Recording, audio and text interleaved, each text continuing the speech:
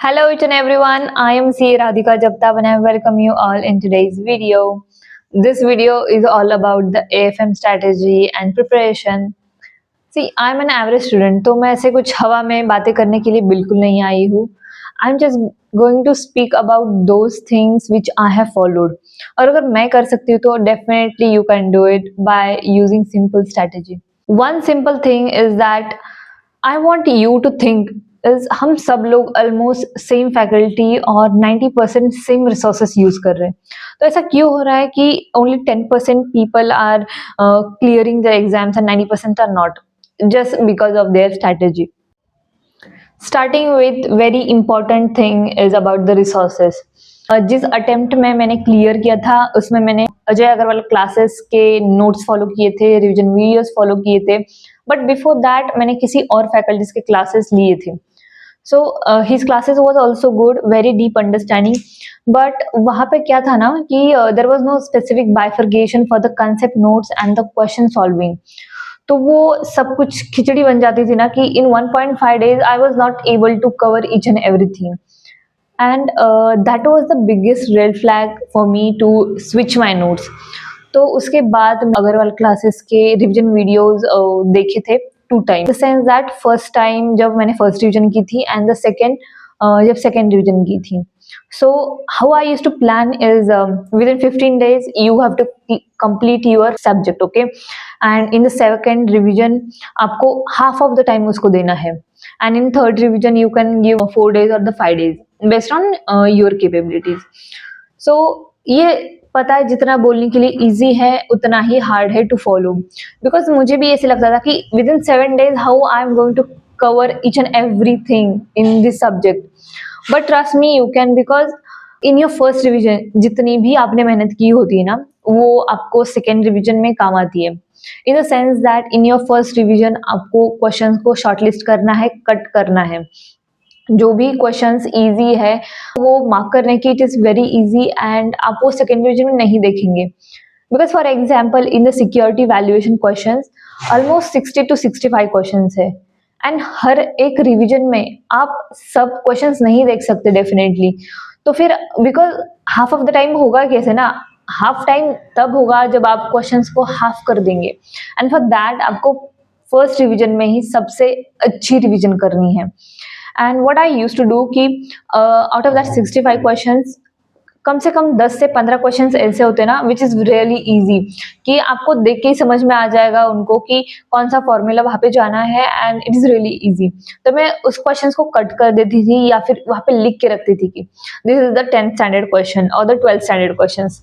तो मुझे ये माइंड में समझ में आ जाता था कि in the next revision I don't have to see that one. So like that you have to cut short the questions in every revision, तभी जाके, बिकॉज इन 1.5 days आप सब क्वेश्चंस नहीं देख सकते.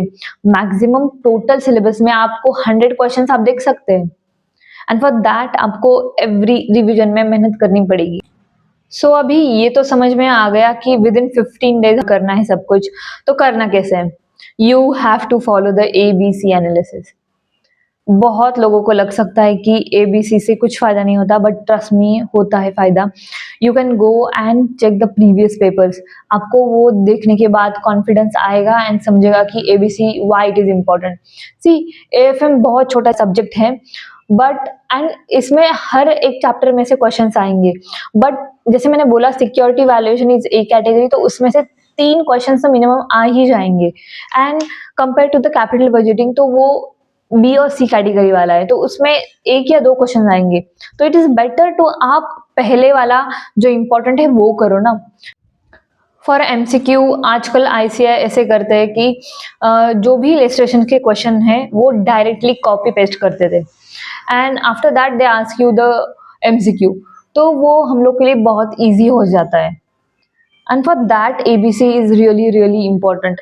आप अगर किसी और फैकल्टी के लिए कंफर्टेबल है या फिर उनका ABC आपको अच्छा लगता है, then you can follow this one. आपको ब्लाइंडली किसी पे भी डेफिनेटली विश्वास नहीं करना है. You can go and check. मैं मेरे पास डेफिनेटली 3 अटेम्प्ट पहले के मैंने क्वेश्चंस देखे थे एंड मुझे पहले से ही पता था कि क्वेश्चन फर्स्ट इसमें से आता है, क्वेश्चन सेकंड इसमें से आता है। तो because of that I was confident कि जो भी मैं एबीसी अब आज फॉलो कर रही हूँ, वो करेक्ट है। After that mock test paper देना बिल्कुल भी ना भूलना। It is such an underrated thing ना कि हम भूल जाते हैं कि why it is important. Because even in my case जब 15 डेज़ होने के बाद मैंने सोचा था कि अब मुझे मॉक टेस्ट पेपर देनी है, लाइक एवरीवन मेरे माइंड में ऐसा ही आ रहा था कि अभी मेरा और एक चैप्टर पेंडिंग है या फिर मैं कुछ और कर लूँगी। Why I should invest my time और the waste my time in giving the mock test. Because अगर मुझे कुछ नहीं आया तो इसमें से मुझे कॉन्फिडेंस कम होगा। बट ऐसा नहीं होता। जब आप क्वेश्चन पेपर लिखेंगे, आपको वो प्रेशर जब महसूस होगा, आप तभी समझ पाएँगे कि आपको कितना चीज़ें आ रही है और कितनी चीज़ें नहीं आ रही है। एंड जो भी गलतियाँ आप पेपर में जाके करने वाले हो, वो चीज़ें, वो सारी गलतियाँ आपको आज ही पता चल जाएगी and that is the best thing I could say that. So because of that mock test paper लिखना बहुत ज़्यादा इम्पोर्टेंट है। For theory chapters you are going to cover it and उसके लिए आपको बहुत ज़्यादा मेहनत करने की नहीं ज़रूरत। आप सिर्फ और सिर्फ 1 या 2 दिन डेडिकेटेडली सिर्फ और सिर्फ थ्योरी को देंगे। फॉर दैट आप किसी भी फैकल्टी के यूट्यूब में जाके देखिए कि कौन सी फैकल्टी की आपको थ्योरी समझ में आ रही है एंड जो भी आ रही है ना, आप 2 से 3 बार उनके रिवीजन वीडियो सिर्फ देख लीजिए। बिकॉज़ ऑफ दैट ना जो भी पॉइंट्स है, हेड पॉइंट्स, वो आपके दिमाग में बैठ जाएँगे। और अगर एक बार आपको वो समझ में आ जाए कि क्या है उस टॉपिक में, तो आप उसमें से मसाला जो भी है वो आप खुद के मन से लिख सकते हैं। बट फॉर दैट आपको कम से कम 1 या 2 दिन तक रिवीजन को प्रॉपर टाइमिंग देना पड़ेगा। See it is going to cover your 10 marks and theory में क्या होता है ना, बहुत ही स्ट्रेट फॉरवर्ड क्वेश्चंस आते हैं। ऐसा नहीं होता प्रैक्टिकल के जैसे कि वो घुमा फिरा के क्वेश्चन पूछेंगे। तो 10 मार्क के लिए 2 दिन you can definitely give it to it, okay. पूरे सीए फाइनल में एएफएम सबसे छोटा सब्जेक्ट है as compare to other subject and आपने इसमें अगर अच्छे से कर लिया ना, तो आई प्रॉमिस यू दैट ये आपको पूरा आपका ग्रुप निकाल में ज़रूर हेल्प करेगा। बिकॉज़ मेरे लिए भी पहले ये हार्ड सब्जेक्ट था because of the derivatives and formulas. Definitely I will cover कि आपको फॉर्मूलाज कैसे रटने हैं। बिकॉज़ सी पूरा एएफएम एक्चुअली फॉर्मूला के रिलेटेड ही है। अगर आपको फॉर्मूलाज पता है तो आपको आंसर पता है। It is a simple thing is that. AFM के लिए आपको पूरा सिलेबस कवर करना ही है। मैं पहले क्लियर नहीं थी, तब मैं ऐसे करती थी कि मैं पोर्टफोलियो करती थी एंड फॉरेक्स तो पूछो ही मत। ठीक है, little bit I used to know the concept but उससे ज़्यादा मैं नहीं कर पाती थी। देन आई रियलाइज कि एएफएम इतना छोटा चैप्टर है या फिर सब्जेक्ट है एंड उसमें से भी अगर आप 2 चैप्टर्स छोड़ के जाएंगे then how could you expect to clear it. And ये आपको हेल्प करेगा to clear your whole group. So I have change the strategy and portfolio के लिए मेरा स्पेसिफिकली ऐसे था कि इसके फॉर्मूलाज कैसे लर्न करने हैं। एंड जैसे मैंने अर्लियर बताया था आपको कि I will tell you how to do it. देखो, समझना एक बात है, उसके बाद आपको वो चीज़ें लॉन्ग टर्म के लिए अगर याद रखनी है तो आपको वो चीज़ें लर्न करनी पड़ेंगी। Being really frank to you, मैंने एक्चुअल में फॉर्मूलाज लर्न किए थे। ठीक है, मुझे समझ में आता था कि वो डिराइव कहाँ से हुए, but learning is really important and which help me a lot.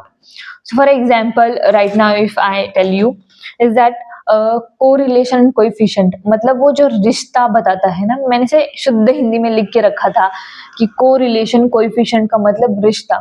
रिश्ता मतलब 2 इंसानों के बीच में होता है, लाइक दैट 2 सिक्योरिटीज के बीच में होता है, सिक्योरिटी ए एंड बी। तो उसके लिए मुझे क्या चाहिए, कोवेरिएंस। को मतलब दोनों का variance, like x minus x bar, y minus y bar divided by n। तो ऐसे में बोल बोल के चीज़ों को या फिर फॉर्मूलाज को लर्न करती थी, रट्टा मारती थी। एंड जब भी मुझे कहीं पे भी दिख जाता था R, because my name is Radhika, so जब भी मुझे आर दिखता था मुझे हमेशा कोरिलेशन के बारे में ही याद आती थी कि from this I have to start forming the formulas, okay. And बहुत ज़्यादा मैं कोरिलेशन बनाती थी कि इससे ये निकलेगा, उससे वो निकलेगा, like that.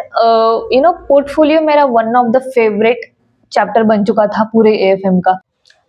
Coming to the crux of the video is that you can definitely follow the Ajay Agarwal notes and questions bank. Okay, अगर आपको किसी और के पसंद है you can follow that, but उससे मुझे फायदा हुआ है and that's why I am sharing, because ये बोलने के लिए मुझे बिल्कुल भी पैसे नहीं मिलते हैं।